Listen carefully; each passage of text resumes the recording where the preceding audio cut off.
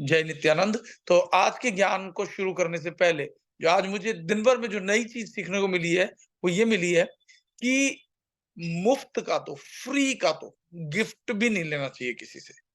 प्रकृति आपको मुफ्त दे दे या परमात्मा आपको मुफ्त दे दे, परमात्मा और प्रकृति तो मुफ्त ही देते रहते हैं। अगर आप ध्यान दो तो वायु, ऑक्सीजन आपको मुफ्त ही मिलती है, आपको प्रकाश मुफ्त ही मिलता है। लेकिन किसी भी व्यक्ति से या किसी से भी मुफ्त की ना तो उम्मीद करना और ना ही लेना। जैसे कि मैंने अभी थोड़ी देर पहले बताया था कि अगर आप देखोगे किसी बच्चे की शादी हो रही है, तो एक बच्चा होता है जो डिमांड करता है कि मुझे कार चाहिए शादी, और एक बच्चा होता है कहता है मुझे 1 रुपया भी नहीं चाहिए। क्योंकि जो बच्चा कह रहा है कि मुझे 1 रुपया भी नहीं चाहिए, उसके अंदर आत्मसम्मान है। क्योंकि उसे पता है कभी ना कभी, कहीं न कहीं वो 1 रुपया उसको जीवन में सुना दिया जाएगा वक़्त आने पर। इसलिए कबीर साहब का एक दोहा है, वो कुछ इस प्रकार से है, मर जाऊं पर मांगू नहीं, अपने तन के काज अपने लिए कभी नहीं मांगना, और परमारथ के कारणे मोहे आए न लाज। किसी और का भला होता हो, अगर आप मांग लोगे तो कोई कह भी नहीं सकेगा आपको कि आपने कभी मांगा था, क्योंकि वो तो आपने लोक हितार्थ मांग लिया। ठीक है ना? तो इसलिए मर जाना बेहतर है मांगने से। आज मैं जा रहा था रास्ते में, तब मुझे एक और घटना हुई मेरे साथ। गाड़ियां रुकती हैं ट्रैफिक पे, रुकी। एक बहुत महंगी गाड़ी है और उसके आगे एक जो ये होता है ना किन्नर, ऐसे करके गाड़ी खड़ा हो गया। मालूम है क्यों? क्योंकि उसको उम्मीद थी कि ये बड़ी गाड़ी वाला ये मुझे देगा। अब पता नहीं उसने दिए या नहीं दिए। हालांकि मेरी गाड़ी के भी कभी आगे आ जाते हैं तो लगता है अरे यार, क्योंकि पैसे पेड़ पे नहीं उगते, जैसे कि आज एक ने कमेंट भी डाला था। तो उनकी स्थिति खराब होती है, लेकिन जैसे जैसे आपकी मानसिक स्थिति भीतर से सुधरेगी, आपके भाव ऐसे आएंगे ही नहीं। आप समझ जाओगे कि उसकी दशा पर आपको दुःख होगा कि अगर इसके पास होता तो ये क्यों गाड़ी के आगे ऐसे खड़ा होता, ऐसे रोक लिया उसने, क्योंकि उसको उम्मीद थी। हर आदमी दूसरे से उम्मीद लगाए बैठा है, लेकिन आप शिवयोगी, आप शिवयोगी होते जा रहे हो। शिवयोगी का मतलब शिव यानी परमात्मा, आप उसके साथ योग कर रहे हो, जुड़ रहे हो। तो अब फ्री का कुछ नहीं लेना ना मांगना, ठीक है? पे द प्राइस। आप स्वेच्छा से अगर पे करके लोगे तो वो कमाई है, वो आपकी हक की कमाई है। और फ्री आप लेते हो तो वो हक की कमाई नहीं, आपका स्वाभिमान मर जाता है। दूसरा ऋण चढ़ जाता है तो आपको अगले जन्म में चुकाना ही होता है। मालूम है, हम पेड़ों से भी, हवा, प्रकृति से बहुत कुछ लेते हैं, और जब तक ये ऋण नहीं उतरेगा तब तक आपको बार बार जन्म लेना होगा। तो इसीलिए मालूम है क्या कहते हैं बाबा या बड़े बाबा या जितने भी संत हैं? सेवा, साधना, अपने पूर्व जीवन के संस्कारों को काटने के लिए सेवा। प्रकृति आदि, पुरुष आदि, किसी न किसी से आपने कुछ लिया होता है, उस सेवा के माध्यम से चुक जाता है, इसलिए सेवा। और संकीर्तन, उसकी याद बनी रहेगी तो ये दोनों चीजें कर पाओगे। अगर उससे आप अपने आप को भूले तो फिर नहीं कर पाओगे, फिर अहंकारवश फंस जाओगे। तो मेरे ख्याल में इतनी बात सबको आ गई होगी समझ में। अब हम आगे बढ़ते हैं और आगे चिदाकाश गीता को शुरू करते हैं। चिदाकाश गीता, बाबा नित्यानंद। तो शुरू करने से पहले 135 से हम शुरू करेंगे। तो बाबा कहते हैं आगे 135 श्लोक में कि हालांकि फ्री लेने में सबको मजा आता है, मुझे भी जैसे एक के साथ एक फ्री मिलेगा तो मजा आएगा। लेकिन फ्री कह के कोई दे तो कोशिश करना कि फ्री मत लेना, कि ना फ्री आप किसी को गिफ्ट आप कर देना तो मुक्त होना शुरू हो जाओगे। फ्री कुछ नहीं लेना। आगे 135 में कहते हैं बाबा कि युक्ति। अच्छा, एक चीज और मुझे याद आ गई। हम हालांकि जैसे रास्ते में जाते हैं, एक बार रत्नेश जी थे और हम लोग जल्दी में भी थे। वहाँ शायद अयोध्या की ही बात है। तो खाना वाना सब वहाँ मिल रहा था और हम जल्दी में भी थे। दूसरा, मैंने इसलिए भी नहीं रुका जबकि हमारे साथ दोनों बाबा थे, उनको भूख भी लग रही थी। लेकिन एक तो जल्दी भी थी, दूसरा जो लोग लंगर आदि करते हैं उनके तो पुण्य मिल जाता है, उनके तो जो कर्म है वो तो कर्म मुक्त होते जाते हैं। लेकिन आप जो स्वीकार करते हैं ना, उन पर ऋण चढ़ जाता है।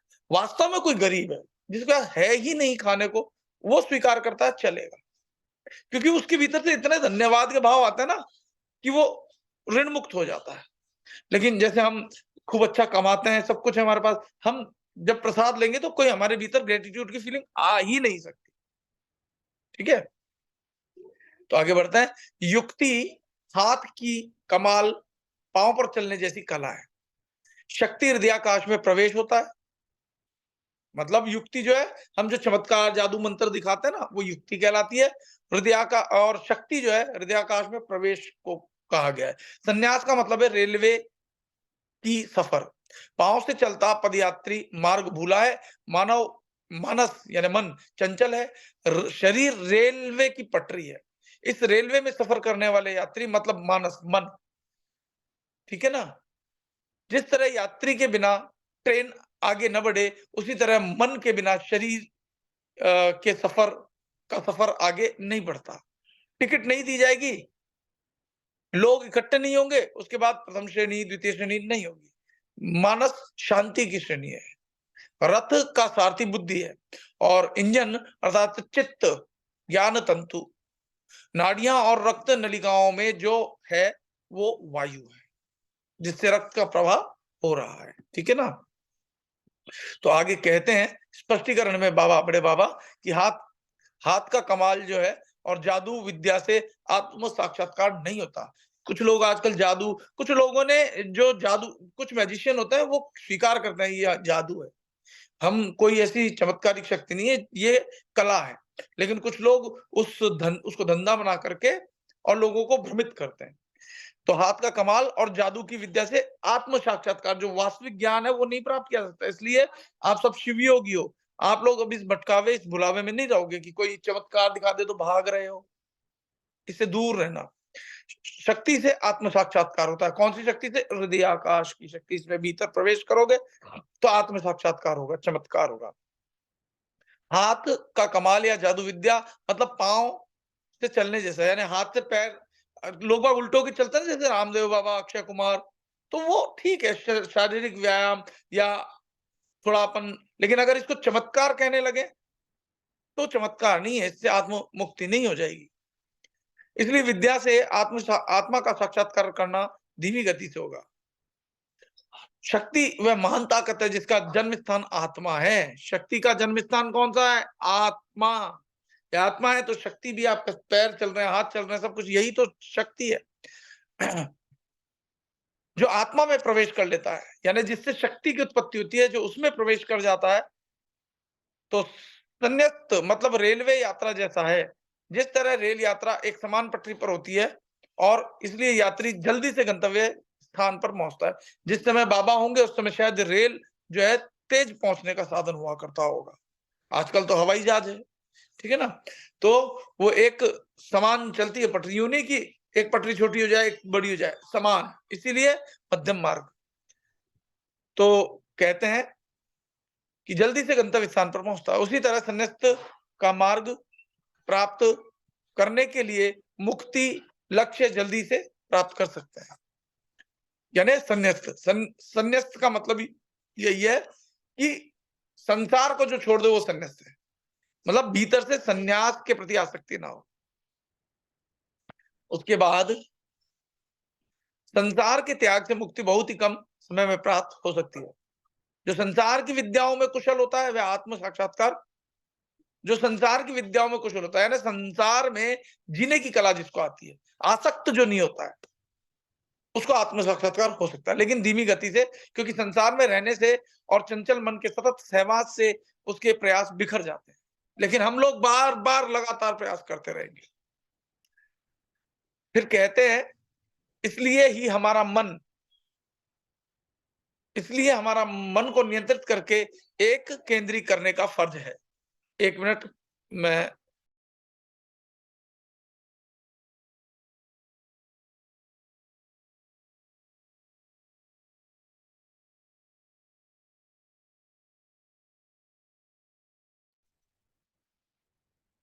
तो आगे कह रहे हैं कि इसलिए हमारे मन को नियंत्रित करके एक केंद्री करने का हमारा फर्ज है। शरीर और विविध शरीर शरीर के विविध भागों की तुलना ट्रेन के साथ की जाती है। शरीर की तुलना रेलवे की पटरी के साथ की गई है। मन मतलब यात्री। यात्री ना हो, यानी मन नहीं हो तो आप साधना नहीं कर सकते, यात्री नहीं हो तो ट्रेन नहीं चल सकती। तो यात्री ना हो तो ट्रेन का चलाना संभव नहीं है, टिकट नहीं दी जाएगी, लोग इकट्ठे नहीं होंगे। मन ना हो तो मनुष्य कुछ काम नहीं कर सकता, यानी मन के कारण मन ही करता और मन ही भोगता। तो मन को मिटाना होगा, तब ये कर्ता और भोक्ता भाव दोनों समाप्त हो जाएंगे। कर्ता और भोक्ता जब मिट जाएंगे तो आत्मा शेष रह जाएगी, साक्षात्कार हो जाएगा। उसके बाद प्रथम श्रेणी, द्वितीय श्रेणी, तृतीय श्रेणी कुछ भी नहीं होता। मानस ना हो तो संसार की अच्छी बुरी बातों में कोई फर्क नहीं होता, सब एक ही होता है। ये हमारा मन है, इसलिए हमको विविध विविध लोग, ये ऊंचा, ये नीचा, ये गरीब, ये अमीर, ये द्वैत भाव आता है, जिसका कोई पर्याय न हो। मानस शांति की श्रेणी है और मानस को सर्वोत्तम शांति सिद्ध करनी है। बुद्धि रथ का सारथी है और जिस तरह रथ को दिशा बतलाता है कौन, बुद्धि, उसी तरह मानस को दिशा दिखानी है। अर्थात बुद्धि अर्थात मन को अंकुश में रखना है। बुद्धि द्वारा मन को अंकुशित करके साधना के माध्यम से, और जब हम सही मार्ग पे चलेंगे तो एक दिन हमें हमारी मंजिल मिल जाएगी। जिस तरह ट्रेन में इंजन होता है, ट्रेन में स्क्रू होता है और भाप की शक्ति इंजन को चलाती है, उसी तरह मानव शरीर में भी बुद्धि, नाड़ियां, रक्त नलिकाएं और प्राण होते हैं। मस्तिष्क मानव मन में रहने वाले ट्रेन के इंजन जैसा है। रक्त नलिकाएं, नाड़ी, तंत्र, स्क्रू और भाप जो कि ट्रेन को चलाते हैं, वह प्राण है, प्राण। प्राण मनुष्य के अस्तित्व को टिका कर रखते हैं। बाबा, बड़े बाबा हमारे 136वें श्लोक में कहते हैं कि मृत्यु के समय जो हमें बचाते हैं वह शिव है। हमें, यानी हमारी जो आत्मा है उसको कौन बचाता है? परमात्मा। मतलब आत्मा जो है वैसे भी अविनाशी है, पर जब वो एक हो जाए यानी बच गया, और अगर एक ना हुआ तो क्या फिर जन्म होगा। वह माया नहीं है जो हमें बचाए, माया तो हमें बार बार मारती है और फिर पैदा करती है। शक्ति शिव में है, माया हरि में है। शरीर मिट्टी का बना है, शरीर की इंद्रियां हरदम बाह्याचार को देखती है। शिवा आंतरिक है, वह ब्रह्मरंध्र। देखो यहाँ हरि और शिव से कंफ्यूज नहीं होना। हरि का मतलब यह है जो संसार में रहने वाला है, जिसका ध्यान, वो संसार को देखो, किसी जो हरि भक्त होंगे वो किसी और को माया बताएंगे। तो बताने का मतलब वो नहीं है, आपको समझा, सूक्ष्मता से समझना होगा। जैसे बाबा कहते हैं मैं शिव को परमात्मा मानता हूं और हरि को या माया, तो इसलिए आप हरि को माया रूप में कह रहे हैं।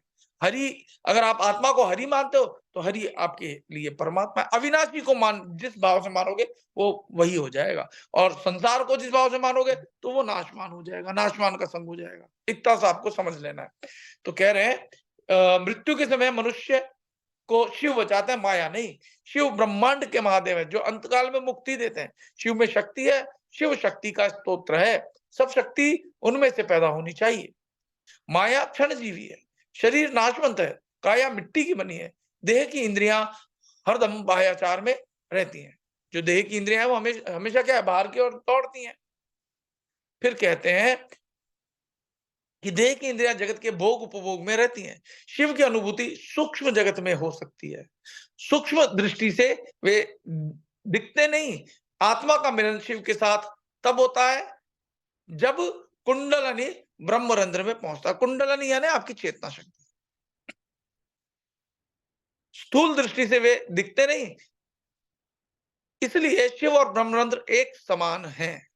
ये ब्रह्मरंध्र यहाँ पर आपका ध्यान, जब ये नीचे से चेतना उठ करके यहाँ टिक जाएगी ना, जैसे बाबा यूं शांभवी मुद्रा से आंख ऊपर करके बताते थे, वास्तव में आंख ऊपर करने से होता क्या? आपकी चेतना ऊपर की ओर उठती है। आंख ऊपर करने से नहीं उठ रही, हमारी आदत होती है। जिस चीज पर हमें तकलीफ होती है हमारा ध्यान वहां जाता है। जैसे संसार में जो चीज आप नहीं चाहते वो मिल जाए, तो जो आप चाहते हो उस पर ध्यान नहीं होगा, नहीं मिल रहा है इस पे ध्यान, तो वो और ज्यादा आपकी एनर्जी बनती है कि नहीं मिले, नहीं मिले, नहीं मिले। ठीक है ना? हमारा ध्यान उस पर रहता है जो हमारे पास नहीं है, जो हमारे पास है उसको तो हम भूल ही जाते। तो यहाँ ये समझाना चाह रहे हैं कि ब्रह्मानंद और शिव एक समान है। ठीक है?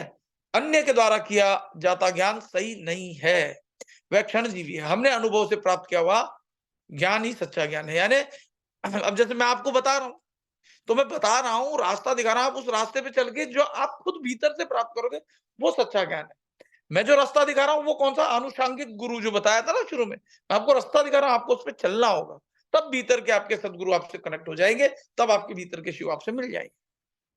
ऐसा नहीं है कि मैं आपको ऐसे शक्तिपात दे दूँगा और आप शक्तिपात से तुरंत हो जाएगा, ऐसा नहीं है। आपको चलना होगा, मैं रास्ता दिखाने वाला गुरु हूँ। आप मेरे बताए रास्ते पे चलोगे तो निश्चित रूप से आपको वो हो जाएगा जो मैं बता रहा हूँ। आगे कहते हैं बाबा, बड़े बाबा की अगर पूर्णतः शांति प्राप्त की हो, तो अत्र-तत्र घूमने की ज़रूरत नहीं है। फिर काशी, रामेश्वरम, गोकर्ण और दूसरे तीर्थ स्थानों पर जाने की आवश्यकता नहीं है। मैंने आपको पहले भी बताया कि आप यहीं पे बैठ के सब चीज़ों के दर्शन कर सकते हो। हम जाते किस लिए?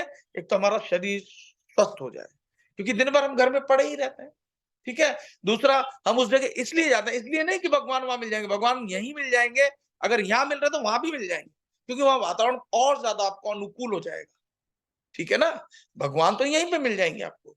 हम वहाँ इसलिए जाते हैं ताकि हमारा शरीर चलेंगे-फिरेंगे, साँस जो है लंबी आएगी, थोड़ा-सा चलने-फिरने से दूर जाने से थोड़ा कष्ट बढ़ेगा, तो हमारी साँसों पर जहाँ कष्ट बढ़ता है, आप साँस आ रही है और जा रही है, थोड़ी मेहनत करेंगे, तो साँसों पे आप अपने आप ध्यान आएगा और साँसों पर ध्यान करने से मन नियंत्रित होगा तो क्या होगा? मन के विचार शून्य होने लगेंगे। जब मन के विचार शून्य हो जाएँगे और विचार ही नहीं रहेंगे तो मन भी मिट जाएगा। ये प्रक्रिया है। फिर कह रहे हैं कि काशी, रामेश्वर, गोकर्ण और दूसरे तीर्थ स्थानों पर जाने की आवश्यकता नहीं है। जब आप उस परम सिद्धि को प्राप्त हो जाओगे तो शायद आप जाओगे भी नहीं और चले जाओगे तो कोई दिक्कत भी नहीं है। लेकिन अगर आप ये सोचोगे मैं काशी जाने से, रामेश्वरम जाने से मेरी मुक्ति हो जाएगी, तो ये गलत सोच है आपकी।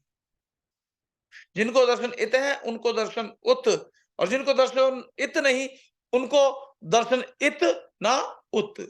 इसलिए आप घर बैठे दर्शन पहले समझ लो, कर लो। फिर हम बाहर भी चलेंगे ताकि हमारा, देखो, आत्मा से आत्मा का कनेक्शन, जीवात्मा आत्मा एक हो जाए वो ठीक है, लेकिन शरीर को स्वस्थ रखने के लिए आबो हवा बदलनी होती है, बात हमको चेंज लेके आना होता है। जहाँ शुद्ध हवा हो, जहाँ वातावरण अच्छा हो, वो जाना चाहिए। लेकिन अगर आप सोचते हो मैं मुक्त हो जाऊंगा इसलिए जा रहे हो, तो गलत फहमी में हो, ठीक है? लोग दान पुण्य करते हैं ये सोच के कि हम मुक्त हो जाएंगे, मुक्त नहीं होगे। हाँ, आप दान करोगे तो आपकी आसक्ति खत्म होती चली जाएगी, आसक्ति खत्म होगी तो आपको उस मार्ग में चलने में सुविधा हो जाएगी, ठीक है ना? फिर आगे कहते हैं जब मन की शांति सिद्ध होती है, आना और जाना मन की भ्रमणा, और जब मन की शांति सिद्ध होती है तब सब एक में दिखता है, एक में सब दिखते हैं। यह इच्छा रहित दशा है। ये गीता में भगवान कृष्ण ने कहा, इसको आप समझो और अभ्यास करते रहो। अभ्यास के बिना सिद्ध नहीं होगा, अभ्यास से ही कुशलता प्राप्त होगी। फिर कहते हैं कि आप वह अन्यत्र कहीं नहीं देख सकते, उसी तरह सब अपने विचारों से अनुभव प्राप्त करो। सबको अपने विचारों से अनुभव प्राप्त करना चाहिए, क्योंकि जो मैं बता रहा हूँ सत्य है नहीं है, उस मार्ग पे चलो आप, देखो भीतर जा करके, तो आपको अनुभव होगा, हाँ, कि भैया जो बता रहे हैं बिल्कुल सत्य मार्ग है, क्योंकि मैं उस पे चला हूँ, तब बता रहा हूँ। कोई चले बिना पुस्तकों से ही बताता रहे, तो काम नहीं चलेगा। और पुस्तकों से जो आप स्वयं पुस्तक पढ़ लो, समझ में नहीं आएगी, समझ में आएगी तो आप चल नहीं रहे हो, तो बेकार है, ठीक है ना? पोथी पढ़-पढ़ यूँ पंडित बया, ऐसा करके है ना? लेकिन जब तक आप ढाई आखर प्रेम का पढ़े सो पंडित होए, जब तक वो भीतर आप जो 2 अक्षर के नाम को नहीं समझ जाओगे, ढाई आखर, क्योंकि जो बोलने वाला अक्षर है ना, ढाई अक्षर, वो प्रेम है, प्रेम, प्यार, ढाई अक्षर है, आधा प फिर यार, ठीक है? तो इसलिए वो बाहर के अक्षरों को देख के ढाई का, वैसे 2 अक्षर का भेद आपको समझ में आ जाए। क्या? एक नाशवान और एक अविनाशी, आप अविनाशी। बस ये समझते ही और उसका आप अनुसरण करो, उसकी तरफ आप चलना शुरू करो तो आप मुक्त हो जाओगे। कह रहे हैं कि अपने अनुभव से प्राप्त करना चाहिए। जो हम सुन रहे हैं, अब उसको अनुभव करने के लिए ध्यान करा करो। तो स्पष्टीकरण में बाबा बताते हैं कि अगर पूर्णतः शांति सिद्ध हुई हो, तो यहाँ-वहाँ भटकने की आवश्यकता नहीं है। दूसरे दर्शन की आवश्यकता नहीं है। एक ही सफिशिएंट है, वो एक ही सब है। सब में एक है, एक में सब है। अब देखो सब में एक कौन है? ये आत्मा मुझ में भी है, तो रत्नेश जी में भी है, तो प्रतिभा जी में भी है, सीमा जी में भी है, अनिला जी में भी है, मधु जी में भी है, सब में वो एक है। सब में एक है कि नहीं है? हाँ जी, ना जी। हाँ जी, और एक में सब है, यानी ब्रह्मांड जो है जिसमें पृथ्वी भी टिकी हुई है, आकाश भी, चंद्रमा भी है, तारे भी हैं, अनंत ब्रह्मांड भी है, उस एक में है कि नहीं है? उस एक में है और वो एक सब में है, ठीक है ना? तो समझ में आ रही है बात? और जब आप इसको ढंग से समझ जाओगे, भीतर से समझ जाओगे, तो वाक़ई मैं सत्य कह रहा हूँ, किसी से घृणा, किसी से कष्ट नहीं होगा। हाँ, व्यवहार जगत में ऊँच-नीच चलेगी, लेकिन भीतर से नहीं होगा आपके। और ये चीज़ भी तभी समझ में आएगी, जब आप भीतर वाले रियल सेल्फ से जुड़ जाओगे। फिर कहते हैं, दूसरे दर्शन की आवश्यकता नहीं है। मानव मन की चंचलता की वजह से मनुष्य को तीर्थ धामों में यहाँ-वहाँ भटकने का मन होता है। देखो, अब मैं जो कह रहा हूँ, जो हम भटकने नहीं जाएँगे, हम वातावरण अ, हम अपने शरीर की शुद्धि के लिए जाएँगे, शरीर स्वस्थ हो, चले-फिरे, प्रॉपर ऑक्सीजन मिले इसलिए। आत्मा को शुद्ध नहीं किया जा सकता, आत्मा तो शुद्ध ही है। और दर्शन जहाँ है तो वहाँ भी है। तो हम इसलिए नहीं जाते हैं, हम जाते हैं शरीर को जो है व्यायाम मिल जाए। इस बहाने हम चल लें, इस बहाने हमारे एक-दूसरे से प्रेम बढ़ जाए। अकेले जाएँगे तो अकेले जो है हम स्वस्थ होंगे, और 10-20 लोग साथ कलेक्टिव जाएँगे। आज मैंने एक और भेजा है, कलेक्टिवनेस का क्या फ़ायदा? एक चींटी के ऊपर कोई पत्थर रख देता है, फिर वो चींटी कैसे निकल कर के कैसे यूनिटी में सब निकल जाते हैं। तो आगे कह रहे हैं, उसके बाद अगर पूर्णतः शांति सिद्ध हुई तो मन पूर्ण रूप से शांत होगा। उसके बाद काशी, रामेश्वरम, गोकर्ण या अन्य तीर्थ स्थानों पर जाने की आवश्यकता नहीं है। मनुष्य का आना और जाना चित्त की एक भ्रमणा है। न मनुष्य आता है न जाता है। यानी आत्मा न जन्मती है न मरती है। शरीर जन्मता और शरीर मरता हुआ प्रतीत होता है। मनुष्य चित्त उसके बाद में चित्त भ्रमणा है। चित्त उसके बाद एक में सब देखेगा, और बंधन से मुक्ति सभी आत्मा को देखना है, और उसी तरह आत्मा में सब के दर्शन करना है। मैं तो मनुष्य ही नहीं, पशु में भी वो है, पेड़ में भी वो है कि नहीं? आपने सबने देखा होगा, आत्मा है। लिविंग बीइंग और नॉन लिविंग बीइंग सब जानते हैं, ठीक है ना? उसके बाद में कह रहे हैं बाबा, बड़े बाबा, कि बंधन से मुक्ति सभी आत्मा को देखना। जब सभी में हम आत्मा को देखेंगे कि जो मुझ में है, तो आप बंधनों से मुक्त हो जाओगे, ऊंच-नीच के भेदभाव से भी मुक्त हो जाओगे। हाथ में रही चीज हाथ में ही होनी चाहिए, वह अन्य स्थान पर नहीं। हाथ से मतलब यहाँ पे है कि आपका ध्यान जो है अपने आत्मा की तरफ होना चाहिए, अविनाशी की तरफ होना चाहिए, नाशवान की तरफ नहीं। नाशवान की तरफ गया तो आपकी आत्मा नाशवान में प्रवेश कर जाने से जो है जीव बन जाती है। फिर जीव जो है पीड़ा उपद्रष्टा अनुमंता छे, भर्ता भोक्ता महेश्वर हो जाते हो। फिर कहते हैं कि हर एक चीज स्वयं विचार करने के बाद उसका अनुभव कर लेना चाहिए। अब जो मैं कह रहा हूं उसका विचार करना चाहिए, भीतर मेडिटेट करना चाहिए, ठीक है ना?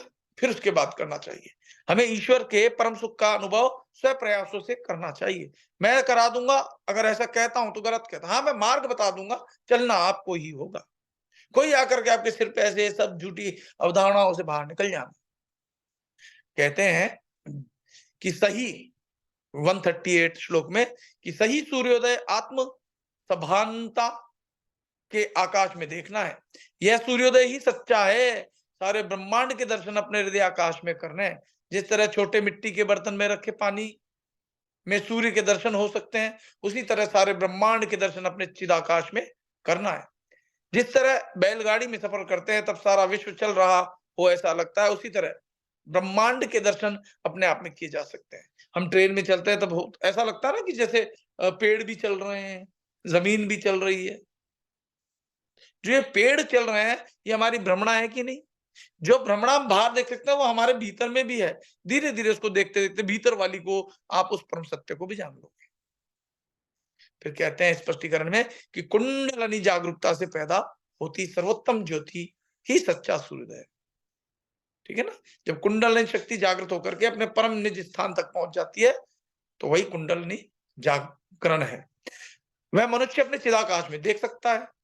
यह सूर्योदय सर्वोत्तम और अतुल्य है। जब आपकी कुंडलनी शक्ति यानी आपकी चेतना जो उच्चतम स्तर पे पहुंचे, चिदाकाश में पहुंच जाए, सहस्त्रार में पहुंच जाए, सूर्योदय का अनुभव चिदाकाश में हो सकता है। मिट्टी के बर्तन में भरे पानी में सूर्य के जिस तरह दर्शन होते हैं, उसी तरह अपने हृदय आकाश में सारे ब्रह्मांड के दर्शन मनुष्य कर सकता है।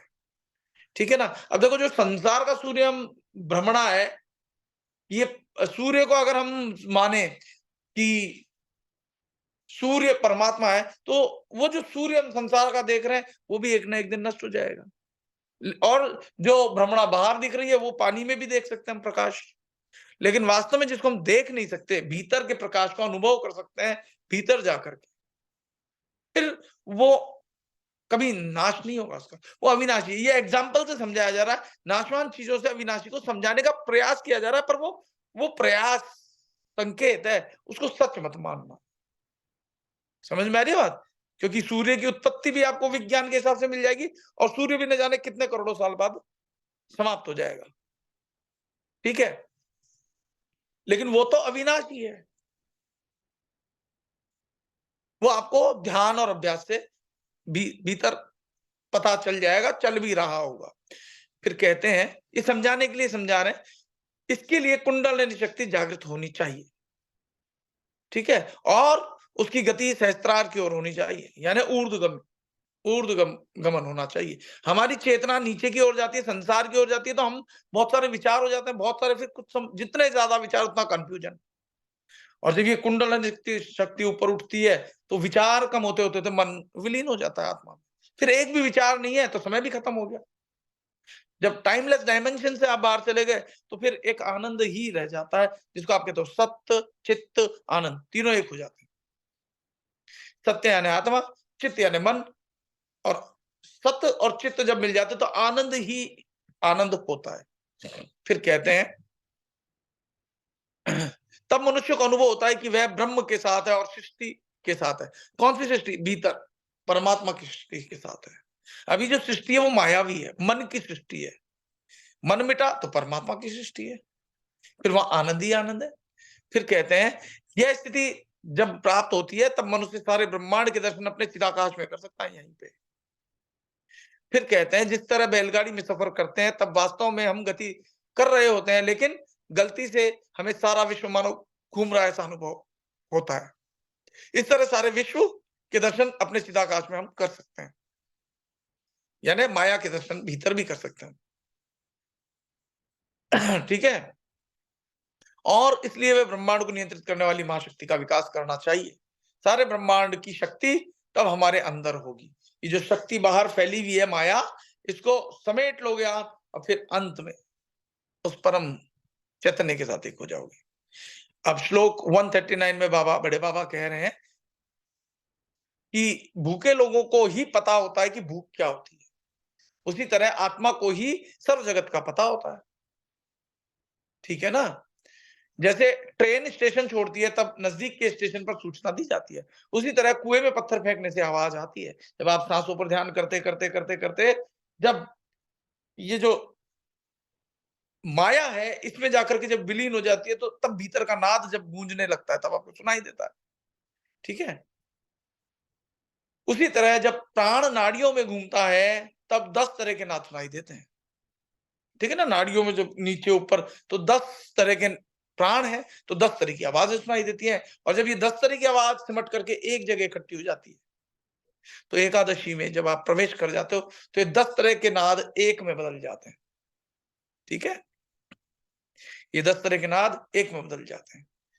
मानवों की मानवीय स्पष्टीकरण में कह रहे हैं बाबा, समझ रहे हो ना, 10 तरह के नाद एक में बदल जाते हैं, एकादशी उसको कहते हैं, ये 10 एक में मिल गए। ठीक है, यस हाजी नाजी ऐसे करो। एकादशी व्रत करते हो वो तो सांसारिक है, स्थूल है, और वास्तविक एकादशी कौन सी है? ये 10 तरह के नाद, 10 तरह की जो चेतना है, 9 द्वार से सिमट करके 10वें का भेदन करते हुए वो उस एक द्वार में चले जाए जहां 10 एक हो जाए, वो कहलाता है एकादशी। फिर कहते हैं स्पष्टीकरण में कि मानव की आत्मा, ये शिवयोग में भी इतना गहरा ज्ञान आपको नहीं मिला होगा। कौन से शिवयोग में? जो बाबा का हम करते हैं, बाबा ने तो समझाया है, पर समझने वाली बात आपको समझनी होगी। ठीक है ना, और अब जो साधनाएं हैं बाबा तो करा नहीं रहे, बाबा तो नित्यानंद बाबा के हैं, तो नित्यानंद बाबा का तो स्वरूप उनमें है ही, वो तो सब कुछ सच ही बताते थे, लेकिन अब आपको नित्यानंद बाबा स्वयं बता रहे हैं तो अच्छे से समझ जाना चाहिए कि कह रहे हैं कि मानवीय आत्मा अनंत ईश्वर का हिस्सा है, वह सर्व ज्ञात है। जैसे भूखे लोगों को मालूम होता है कि भूख क्या होती है, उसी तरह सब ज्ञान आत्मा को होता है, आत्मा को सब मालूम है। ठीक है ना, ट्रेन स्टेशन से निकलती है तब नजदीक के स्टेशन पर तार भेजा जाता है, जैसे कुएं में पत्थर फेंका जाए तो पानी के गिरने की आवाज होती है, उसी तरह प्राण नाड़ियों में घूमता है तब नाड़ियां शुद्ध होती हैं और 10 तरह के नाद उत्पन्न होते हैं। यह बात बताती है कि मनुष्य की अंदरूनी शरीर व्यवस्था अच्छी तरह चल रही है। आपको भीतर किसी किसी को करंट जैसा, झंझनाहट जैसा कुछ अलग अलग विद्युतीय आवाजें आती हैं कि नहीं आती हैं? हाँ जी, ना जी। किस किस को आवाजें आती है, वो थोड़ा सा जरा हाथ ऐसे करे। एक, एक, दो, तीन, चार, पांच, बस 5 जनों को आती है, कोई बात नहीं, 5 से 6 भी होंगे। ओके रत्नेश जी, ठीक है। तो ये आवाज़ें आपको धीरे-धीरे पूरे शरीर में भी सुनाई देने लगेंगी, ठीक है ना? पाँचों प्राणों की। और ये 10वाँ प्राण जब एक में कन्वर्ट हो जाएँगे, वो 1 10 में कन्वर्ट होने के बाद एक ही रह जाता है, वो कहलाता है एकादशी। 10 एक में मिल गए। आगे कहते हैं कि यह बात बताती है कि मनुष्य के अंदरूनी शरीर की व्यवस्था अच्छी तरह चल रही है। जब आपको भीतर का नाद सुनाई देने लग जाए, तो आपका शरीर जो है बीमार नहीं पड़ेगा। अभी जैसे कई लोग बीमार पड़ जाते हैं, किसी को सर्दी हो रही है, किसी को जुकाम हो रहा है, ये भी होना बंद हो जाएगा अगर आप लगातार ध्यान करोगे प्रॉपर। फिर कहते हैं कि यह इस बात को भी सूचित करता है कि कुंडलिनी शक्ति चिदाकाश में से सहस्त्रार की ओर गति कर रही है, जो कि उसका सही स्थान है।